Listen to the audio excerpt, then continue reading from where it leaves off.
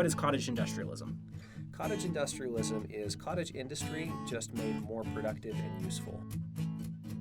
Welcome to the Good and Basic Podcast, a long-form conversation with Joseph and Joseph about the videos on our channel, all the crazy things we do, and all the cool ideas undergirding them. Yep.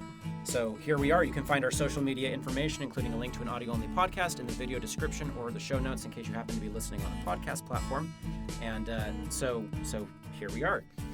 This week we published a bunch of really interesting videos about windmills and then one about the process we went through for threshing. Mm-hmm. And this has brought up a lot of thoughts about appropriate technology and specifically about how to get this kind of mid-scale technology where you're able to be very productive as a small plot holder or a small business owner, but not going all the way to full mechanization, thousands of employees.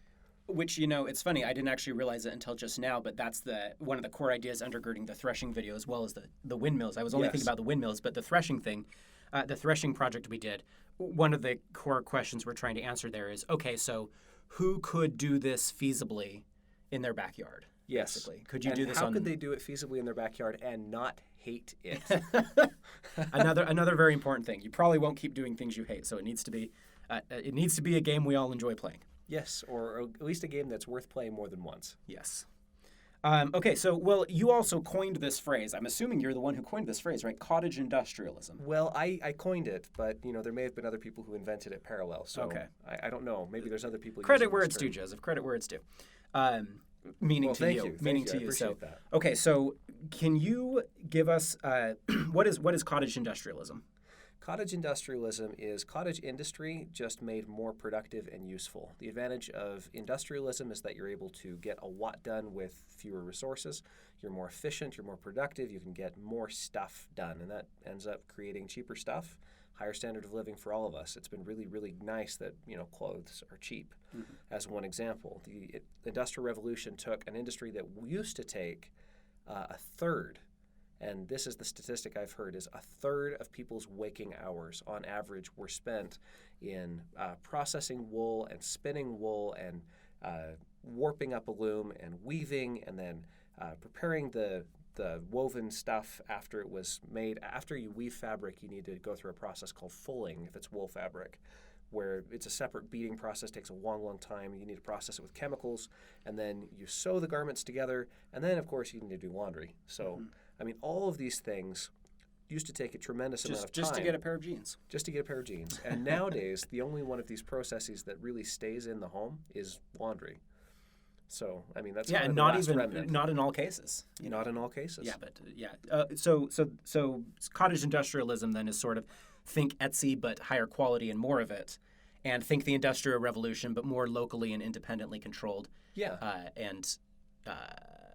Mostly that, probably also more ecologically friendly, so on and so forth. One example of this, so most people don't have looms in their homes. There used to be a time when we toured a weaving shop when we were at Zanziskans.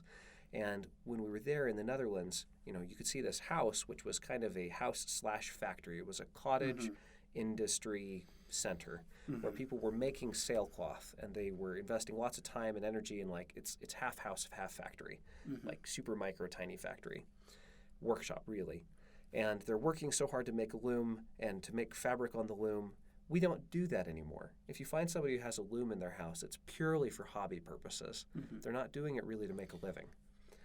The exception is the last process from making fabric and doing all the stuff that really stays in the home is laundry. And the reason for that is washing machines.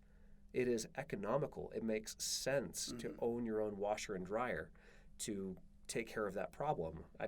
You're going to need to do laundry a lot, and so you could pay ridiculous amounts at a laundromat, or you could have your own machine. And in many cases... Higher upfront cost, but lower long-term cost. Exactly. And the upfront cost is not so high that it is outside the realm of most people, yes. Yeah. We got ours used for $100. Yeah.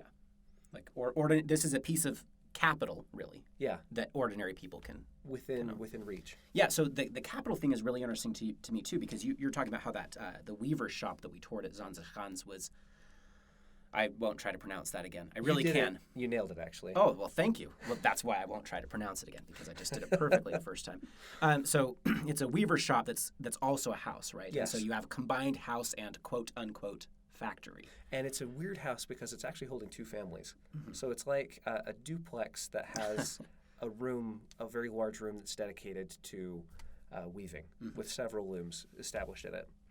So what's so interesting to me about that is that, I'm speaking mostly from my own idiosyncratic experience. But I think that this is pretty true across the United States and probably true across most of the developed world, that homes are not places for making things. And when they are places for making things, it's sort of on a hobby level. It's not on a we actually need to produce this to live level. Yep. Right. And there's some exceptions to that, right? Cooking And is an exception. Laundry is an exception. Too. But there's most homes are not filled with things to make things, and that's really interesting. What are they filled with? They're filled with consumer goods. They're filled with gaming consoles. They're filled with TVs, computers, like a ping pong table or a pool table. Right? You're through the internet, or you get Netflix, or maybe you have a DVD collection. Right? They're not places to produce things, and they're not they're not places for capital goods. They're places for consumer goods, and I think that is both interesting and not very good. There's a really interesting thing about the hobby aspect. So I was listening to a lecture recently at the law school about given by a very prominent, very capable, very well-known attorney who is now a partner in a firm. And the story there is actually kind of funny. I mean, he was just doing enough consulting work and work with this firm and was so well-known that they just made him a partner. Save the time. And so, I mean, he's a high-powered career guy, right? Like, he's doing all this stuff. He's changing the world. He's a suit and tie kind of business person, lawyer. And he has a wood shop at his house. Now, what function does that wood shop provide? It's not something he's making his living off of. No, it's a distraction. It's a way to... So what need is that filling in him? And that's the thing that interests me about hobby shops and craft stores, is they tend to be very, very expensive places to shop. But that in and of itself tells you something really interesting. Those prices tell you that there are people out there with enough discretionary income that can shop there. That's one thing. And the second thing is that it's worth it to them to pay these exorbitant prices to buy stuff at craft stores. And to me, that speaks to a very fundamental human need to be in the making process. I mean, for its own sake. You don't need it necessarily to make a living. You need it for it. Yeah. One of the things you make a living for. Yeah, there's actually, you and I are not super well known for being huge fans of Karl Marx in general, but there's actually two sort of semi-Marxist, or possibly even Marxist points here, and one is about the alienation of labor, right? Sure. That there are why do you feel this compulsive need to go do hobbies and to, if you're a high-powered lawyer, to go have a wood shop? And the answer is, well, you need to feel like you need to have that feeling of making things, right? And you perhaps feel alienated enough from your work as a lawyer that you need something else. Yeah, something where Right. and that alienation is to feel that you have done something productive and useful and to see the product of your labor. So if you're enough steps removed from something, say that you're working in the accounting department of a company that makes toasters, you do work, you're working on this one accounting project looking for an error in the documents, and then somehow down the line that helps produce toasters. Yeah, but it's hard for you to see the effect of that. Yes. And that's roughly Marx's point about the alienation of labor, is that the problem is if you screw toothpaste caps onto toothpaste tubes all day, well, that's actually kind of demeaning and dehumanizing, right? And it's very hard for you to see how you're making the world a better place, and it's very hard for you to feel very fulfilled at your job. And so one of the things we're looking for is the fulfillment aspect. So aside from the make a living, be comfortable, have discretionary income, do stuff, and be able to sit down and enjoy your DVD collection, there's also an unmet human need to feel satisfied in our work. Which is interesting, because in a post-industrial world, we seem to have, I'm hypothesizing here, I'm not sure about this, but we seem to have sort of separated those two faculties, is we don't look for meaning in work, and we don't look for work in meaning. Like, when you want to relax and entertain yourself, you watch Netflix, or you have a wood shop or something like that, you crochet. I don't know what you do, whatever it is that you do, right? But it's separate from your work. And so work and human fulfillment are like two different domains. That's actually a huge problem with millennials, is that they all want to make an impact. Like all these things that millennials are known for and kind of mocked for. they can be taken too far. I really like what Mike Rowe says about don't do what you love, do what the opportunity is. Mm-hmm. There seems to be something really cool there, and he's able to extract meaning from very dirty jobs. Mm-hmm. But it is interesting that those phrases like, I want to make an impact, I want to mm-hmm. feel meaning in my work, they are speaking to real needs. Uh-huh. And so you need to balance that, of course, but don't pass up perfectly good opportunities. But at the same time, it is something that we need to be aware of, that mm-hmm. we have a human need to, see the product of our labor. Yeah. There's a second sort of semi-Marxist point here, which is about...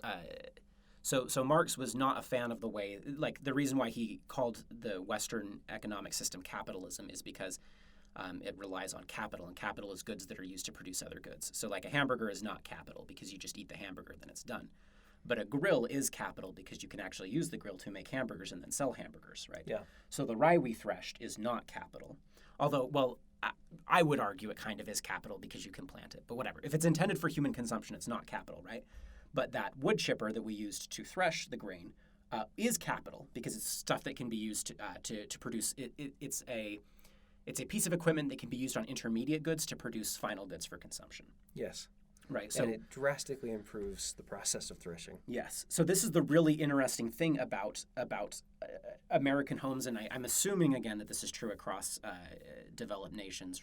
Mostly true, is that they don't have capital goods. It's all final goods. It's all consumer goods, right? And so to me, cottage industrialism is partially about Marx's, ironically enough, about Marx's dream of seizing the means of production, right?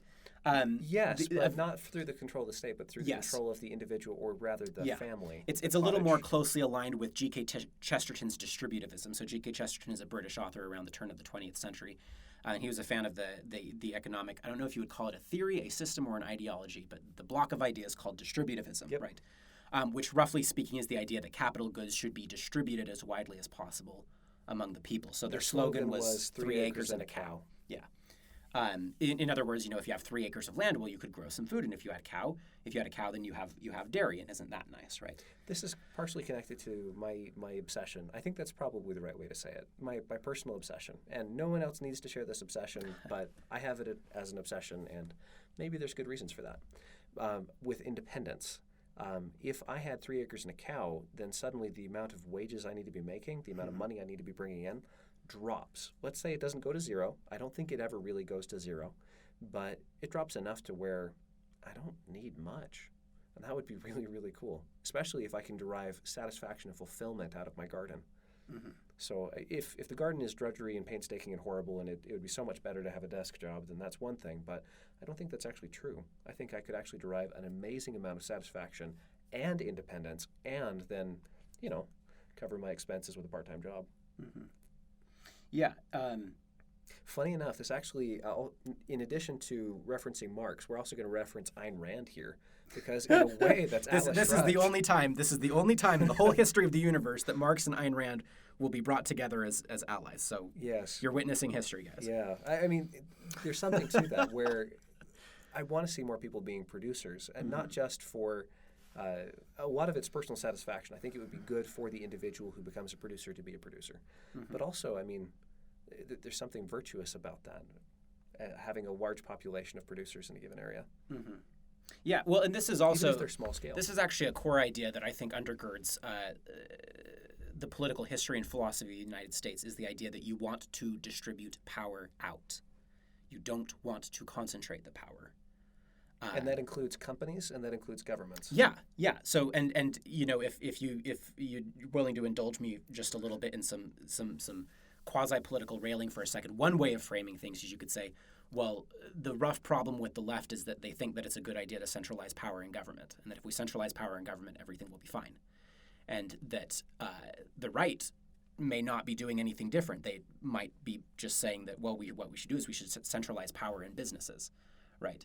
And somebody like G.K. Chesterton would say, well, wait a second. Isn't there a third option where we just don't centralize power?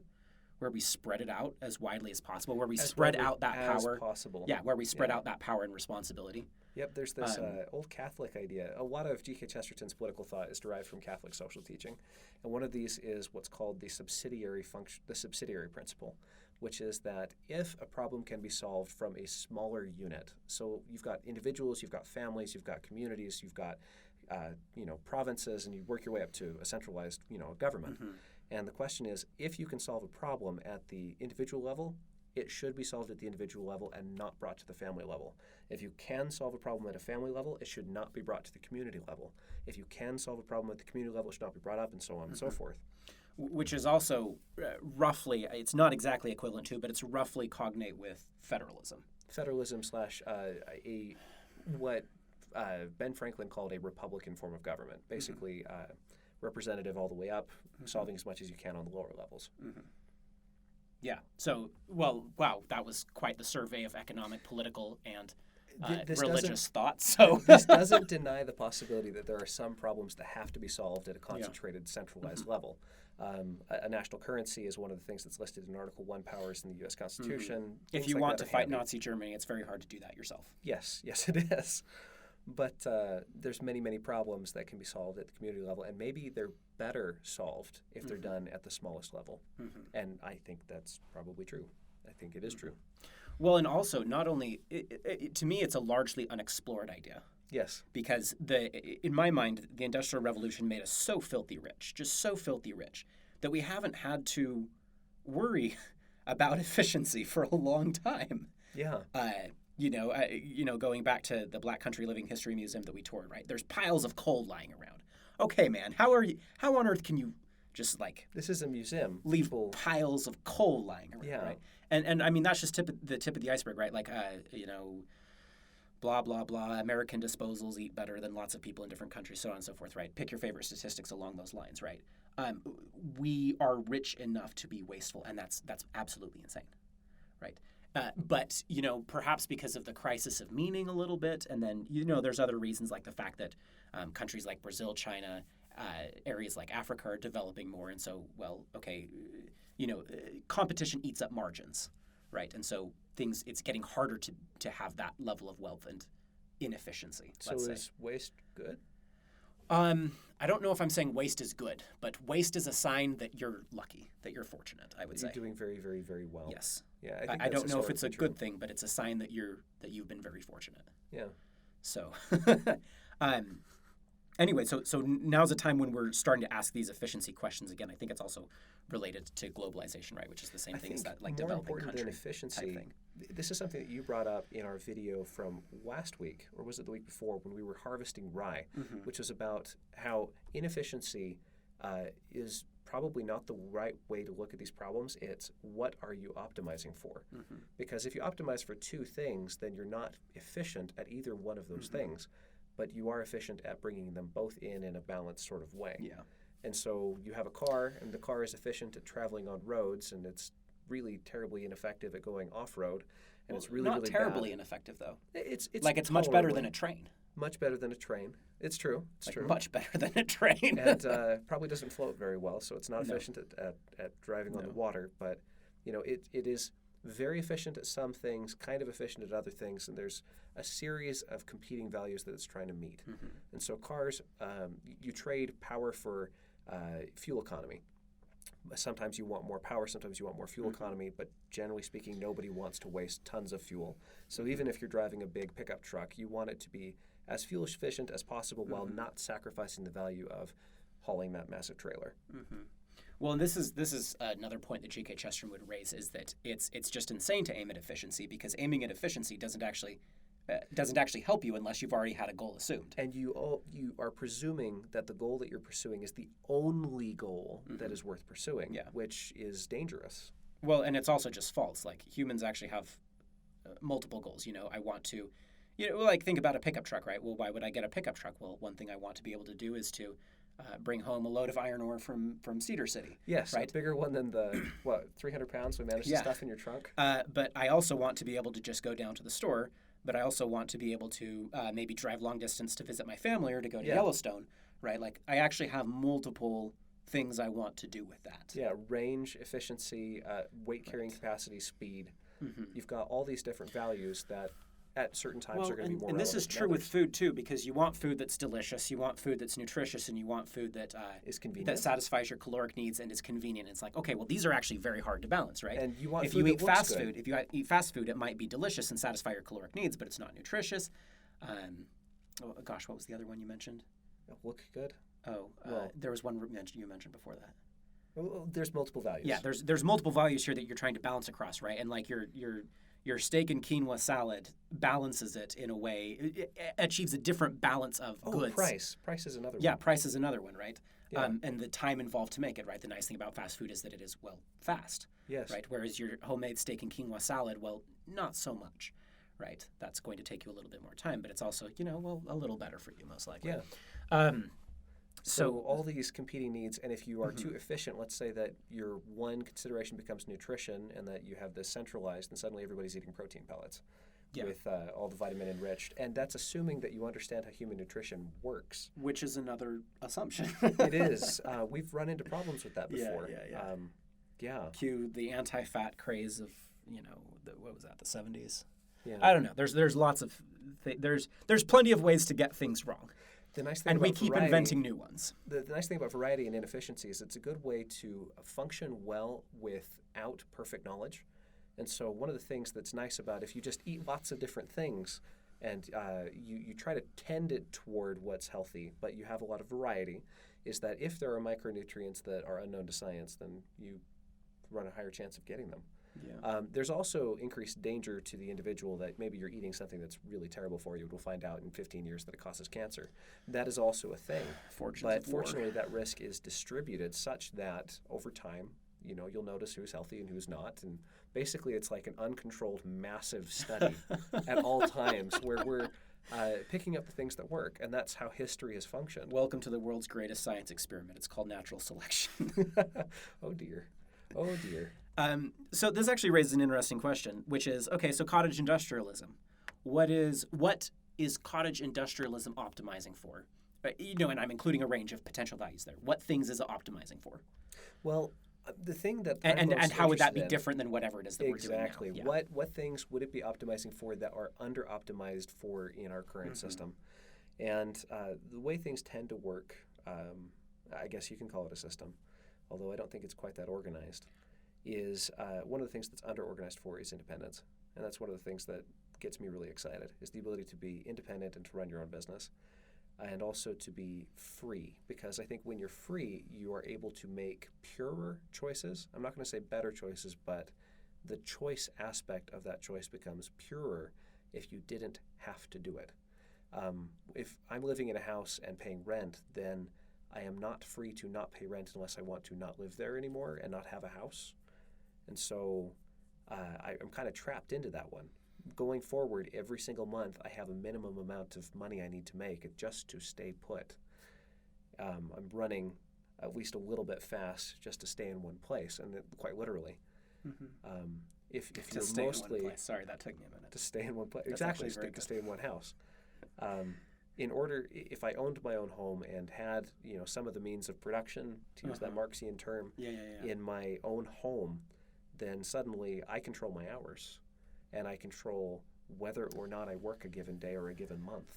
I mean, to some degree, right? Like people who say that they want to be their own boss, Might not have 90% of the much time, 90% of the time they just haven't had experience being their own boss and having to figure out what to do next.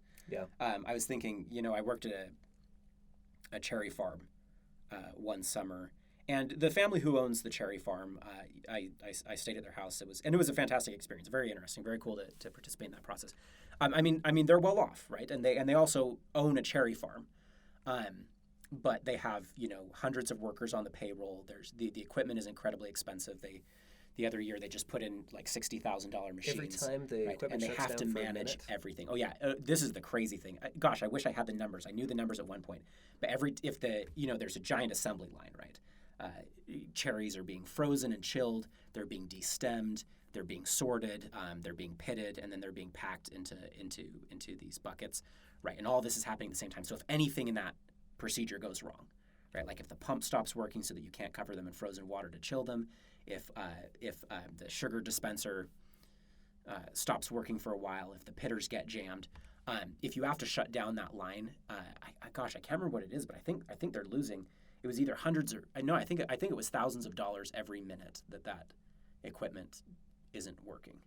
And just imagine Talk about that, right? Stress. Oh yeah. Just imagine yourself in a situation where by standing still, you're losing thousands of dollars. You would have motivation to keep moving, but also some, the cortisol levels would be rising. And so lots of stress. And so when people say they want to be their own boss, I'm like, maybe you do, and maybe you just don't know enough about what it means to be your own boss. There's also because there's a lot of work and responsibility involved. Yeah, I mean, just finishing your homework on time. I mean, if you're a chronic procrastinator, I mean, that's going to extend over into your business practices. Actually, if you don't mind me mentioning, independence was the first thing that I thought of. Yes. Right. The second thing I thought of was responsibility, actually. And the development of character. Yes. I'm just thinking about if you are managing your own stuff and you are your own boss, there's some pressure there. But that pressure could be the forge that, removes your procrastination habit with, repeated blows to the head. The nice thing when I was working on that cherry processing plant, most of my job was basically to track shipments and pallets for quality control. And I didn't have to worry if the pump was working or not. If the pump broke down, not my problem, right? And I mean, you get 10 minutes off. Yeah, I mean, in the short term, it benefits me, right? And that wasn't my attitude. It was actually owned by family members, and so I was not happy if the pump ever broke down, right? But just as a worker from an economic perspective, right? Like, it doesn't directly hurt me. Yeah. Right. I don't have to worry about that. That's somebody else's job to worry about. Whereas, there's a lack of responsibility because I was, working for a wage. Yeah. Right. Whereas the owners of the cherry farm, right? There's a lot of responsibility there because they own all the capital goods. And that bleeds back into the independence thing, where if you are independent and responsible for your own self, that gives you another sense of freedom. It also means that you are accepting the inherent risks that were already present, but you may have been shielded from. Yeah, well, and that's the thing is, like, if the pump really does break down routinely, guess who's going to eventually not have a job? Yeah. Well, that's me, right? So the truth is that by being and I don't want to say, I mean, I enjoyed the job and it was good. It was a fantastic experience, and so I don't mean to use wage slave derogatorily, but it was the type of job that people think of when they think of wage slaves, right? Like, there's, like you're saying, there's already risks embedded in the fact that I'm a wage slave that I'm just not picking up on. Yes. Right? At least if you're distributing the capital goods, then people are going to be more aware of it. Nassim Taleb uses an analogy to talk about the differences between volatility and risk, where he uses a cab driver and a investment banker who are brothers. And let's say they're making about the same amount of money on average per year. And the one guy is an employee, he's stable, he's got a 401k, he's got benefits, he's got dental, he's got all this stuff. And he's very insulated from variability. His pay per month is the same number, and he knows what it's going to be. And so, I mean, he can do payday loans. That's a thing that he could do. Because he knows that there will be payday. There will be payday, or at least presumes. So he has a very low variability environment. And then you have his brother, who's the cabbie, and he goes, a couple of days without making, like, hardly anything because he's in the wrong part of town. But that gives him information, and so he moves to a different part of town. And there's other days where he makes bank, and it's going great. And then there's high variability from day to day, and he doesn't know if he's going to make enough to cover costs on a particular day. But over the span of a year, you average out all those ups and downs, and it turns into about the same wage per year.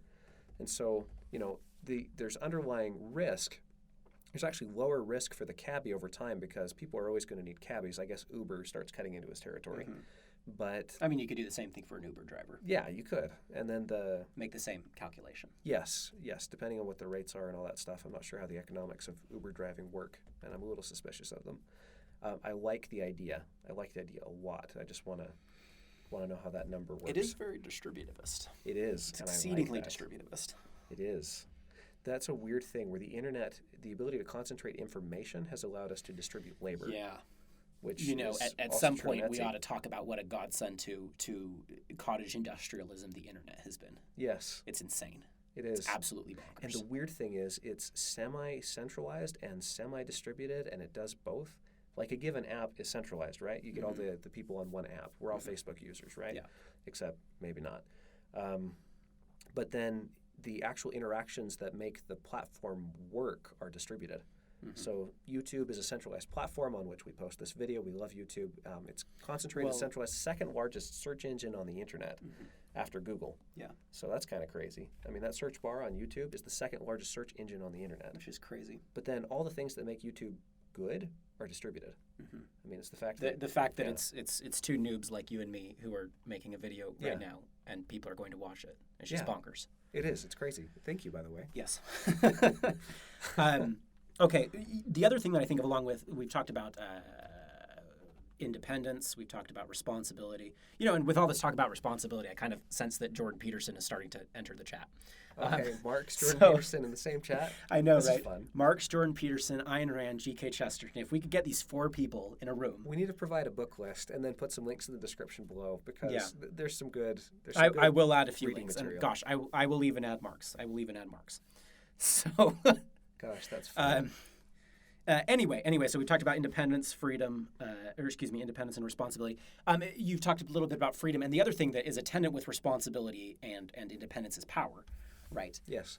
Those two things as paired, right? So responsibility plus power, I mean, with great power comes they're great the mirror image of each other. You have to accept responsibility in order to have power and not be a terrible person. And then if you have accepted responsibility, that in a strange way gives you power. Which incidentally, we're getting just a hair scattered now, but this is the whole thesis of Nassim Taleb's book, Skin in the Game, right? Which is basically that responsibility and power need to be paired. Yes. So, ta-da. That's a really, really good one. Which also seems to be the point of cottage industrialism. So, okay, well, Nassim Taleb has now entered the chat too.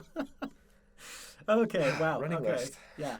Crazy. Well, it's cool to be able to stitch together all those ideas, right? Since we were mentioning distributivism, let's add one more. Hilaire Belloc, The Servile State. Yeah. Which is all about how a state could change over time to allow for an institution like slavery to become part of the legal code, where there's different sets of rights and responsibilities for different classes of people based on whether or not they basically can own property. Yeah.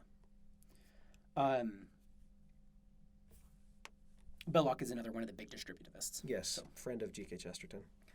Okay, wow. I almost feel like we need to reorient ourselves. I wanted to talk a little bit about the windmills and the threshing and how those embody the idea of cottage industrialism, but I don't know if there's anything else you want to say. No, let's jump into that. Sweet. So the windmills, first of all. So this was really interesting to me. I don't think it made it into the videos. I can't remember, but there was something that I mentioned while we were at Zanziskans, which is that these windmills, right, because they do so many jobs, right? You use the wind power to pump water. You use it to grind grain. You use it to extract oil. You use it to cut logs, right? Yeah. Right. That it's almost like the wind is your electrical outlet. Yeah. And you just plug in, in the same way that there's an electrical outlet in your house and you plug in a kitchen mixer, you plug in a microwave, you plug in a vacuum cleaner, you plug in your computer, you plug in your alarm clock, you plug in all kinds of things, right? It's this universal source of power, right? That at Zanziskans, the mills there, it's like having a bunch of different appliances that do different things plugged into the wind. That's their electrical outlet. Yeah. Right. And so then this made us also think, okay, so that's an interesting idea. What if you had something similar in your house, right? That, just hypothetically, we'd have to develop the idea because windmills don't work in some respects for a variety of reasons, not least the fact that you need a nice, flat, windy country. Yes. But imagine some sort of in the same way that you have an electrical outlet, imagine like a mechanical outlet in the wall. Yeah. Right, that you could just plug a variety of what I'm imagining is appliances something in the wall or in the counter of your house with like a mechanical transmission line up to your windmill that looks a little bit like the bottom that a blender sets into. Mm-hmm. So there's that kind of wheel shape, and then the blender clicks into that, and then that shape spins, which then spins the blades on the blender. And then I'm imagining that you click your appliance into that, like a blender or a mixer or a washing machine, even something that needs to turn. And then anything that requires mechanical power. A little latch that clicks it down so it'll hold it still, and then a separate switch that engages the power, engages the transmission so it starts turning. And you could even hook it up to like a mechanical battery, a gravity battery. So you've got a large weight falling, just like a large grandfather clock, and then that runs the gizmos. Mm-hmm. Yeah, it's a really cool idea. The flip side of it that I was thinking is that the electrical outlets are basically our equivalent of windmills. Right. Yeah. It's the universal power source that we just plug everything into. Incidentally, the spare pressure that's in your hose, like in the spare pressure that is in your tap. So you turn on the tap, there's some force with the water that's coming out, right? If you're in an area with lots and lots of water where conserving water isn't a big deal, right around the turn of the century, they sold water motors, power tools that were powered by tap water. Because you just had that spare power lying around. Yeah, spare power lying in the plumbing lines. A little different when you live in Utah. Yes. Here, not enough water. Not enough water. Lots of sunshine. So, I mean, that's kind of the free resource we have. Yeah, well, and right now our electrical outlets are basically hooked up to the power grid, right? And it's a real testament, there's lots of not good things about coal. Yeah. But it's a real testament to the utility of forest. coal as an energy source. That this is a thing that you mentioned that also didn't make it into a video, is that coal was originally seen as kind of a green form of energy because previous to that the main heat fuel source was charcoal, and to make charcoal you have to burn a lot of trees. You do. And Sherwood Forest was basically completely obliterated to make charcoal for the Industrial Revolution. And so the original bumper sticker, pro-coal bumper sticker, would have been "Save the Trees." Yeah. Which is insane to think about now. It is. There's actually more tree cover right now on the planet than there has been for hundreds and hundreds of years as a result of so long burning fossil fuels, which is crazy to me. Including in the United States. We've got more forest now than we did 100 years ago. It's a real testament to the power of coal to the utility of coal, I should say, that we plug everything into the electricity produced by burning coal. I mean, I know it's a little more complex than that. It is. But roughly, right? But you can't help but wonder, okay, how would you supply a universal power source for a home? And it depends on what kind of power you're using. The vast majority of energy that people use in their homes is related to heating and cooling. So that's a huge bulk of it. So, I mean, you use natural gas for that maybe, use electricity for that maybe. Maybe if your home was just better designed, you would need less of it in the first place. So that's one thing. There's a thing called passive solar design where during the summertime, your house kind of shields itself from the sun. And you can do this just by adjusting the angle that your windows are at.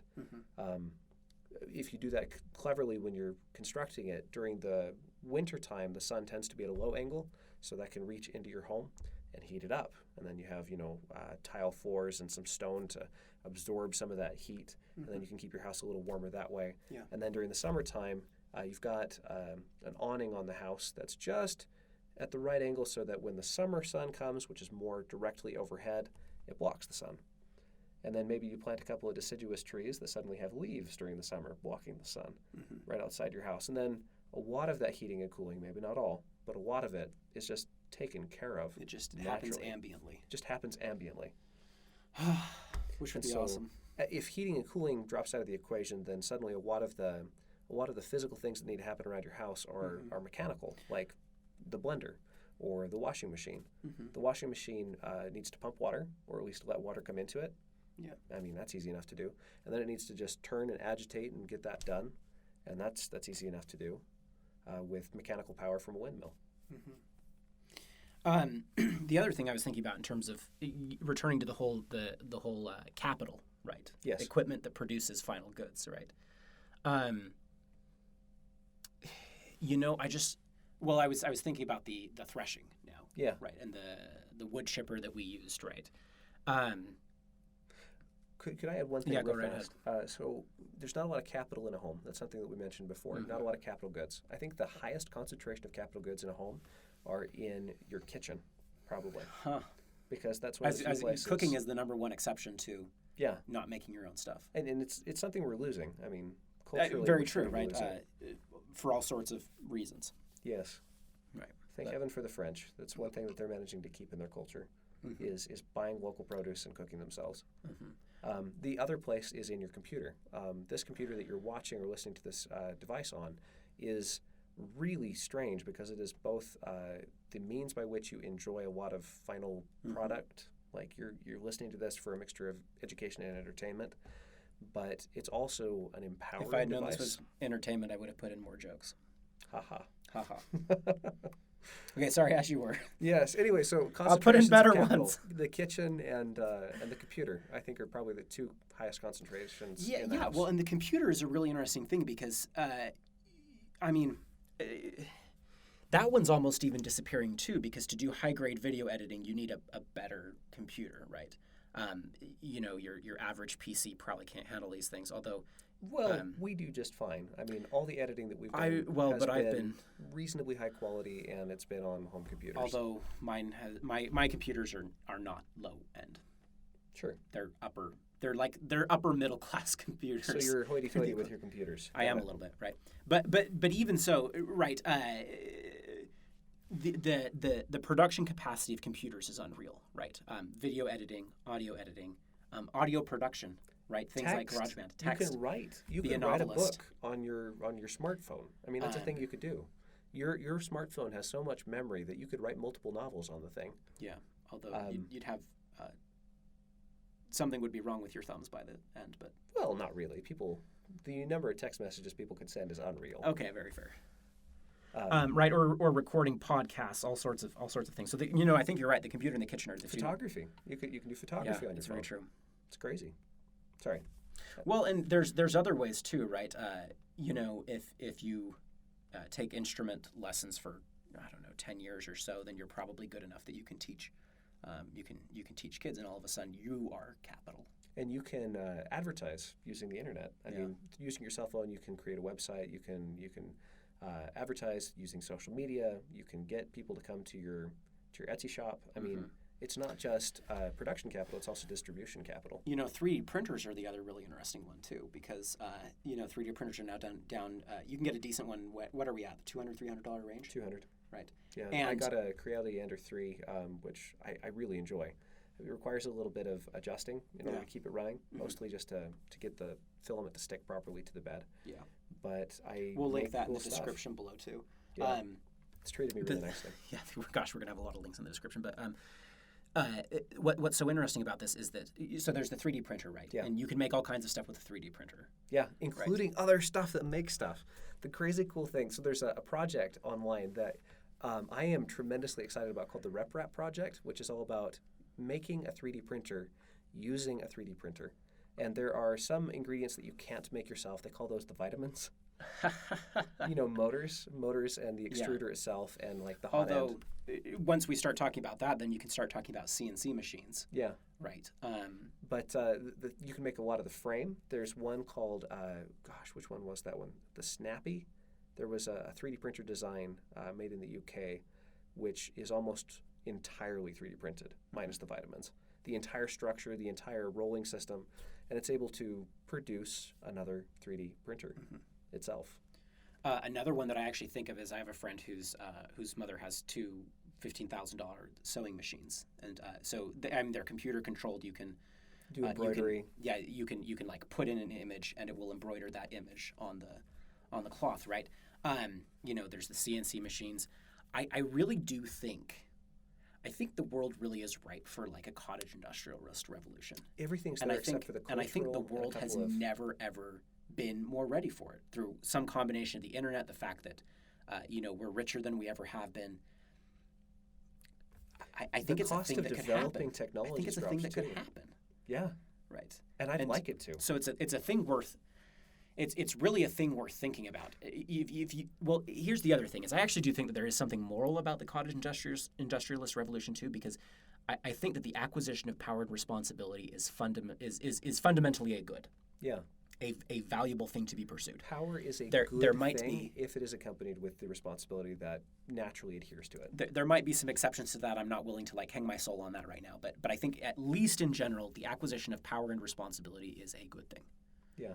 And so if you want to, here's an concentration of power is a dangerous thing. Interesting mental exercise is to walk through, maybe a moral exercise is to walk through your house and just look at everything and say, is this a thing that consumes, or is this a thing that gives me power and responsibility and helps me to produce, right?